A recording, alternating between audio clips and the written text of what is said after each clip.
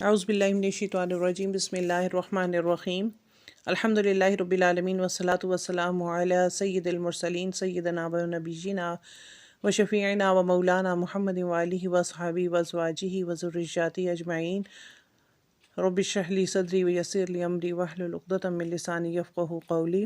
السلام علیکم ورحمۃ اللہ وبرکاتہ۔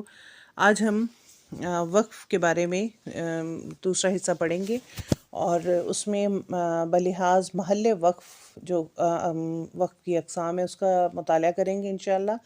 اور بلحاظ محل وقف کی 4 اقسام ہیں۔ سب سے پہلے وقف اختیاری، دوسرے نمبر پہ آتا ہے وقف اختباری، تیسرے نمبر پہ ہے وقف اضطراری، اور چوتھے نمبر پہ ہے وقف انتظاری۔ سب سے پہلے ہمارے پاس وقف اختیاری آتا ہے کہ اگر کسی جگہ پر ارادتاً راحت حاصل کرنے کے لیے وقف کیا جائے تو اس کو وقف اختیاری کہا جاتا ہے۔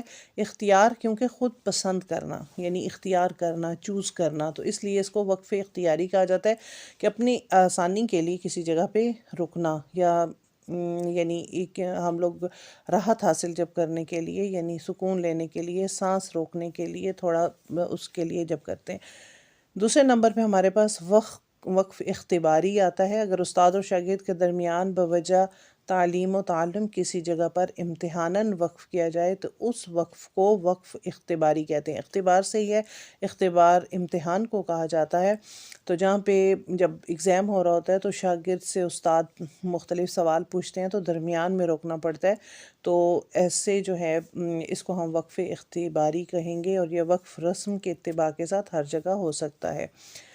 اور تیسری جگہ جو ہمارے پاس ہے کہ وقف اضطراری، اضطرار مجبوری کو کہتے ہیں۔ تو اگر سانس کی تنگی یا نسیان کی وجہ سے پڑھنے والا کسی جگہ ٹھہرنے پر مجبور ہو جائے تو اسے وقف اضطراری کہیں گے۔ پھر ہمارے پاس آتا ہے چوتھے نمبر پہ وقف انتظاری۔ اگر اختلاف وجوہ پوری کرنے کے لیے کسی کلمہ پر اس وجہ سے وقف کریں کہ دوسرا کلمہ اس پر پورا ہو جائے تو اس وقف کو وقف انتظاری کہتے ہیں۔ اور یہ وقف حرف اس کلمے پر ہو سکتا ہے جس میں قرأت کی وجہ سے ایک سے زائد ہوں، جیسے انعمت علیہم پہ بھی وقف ہو سکتا ہے۔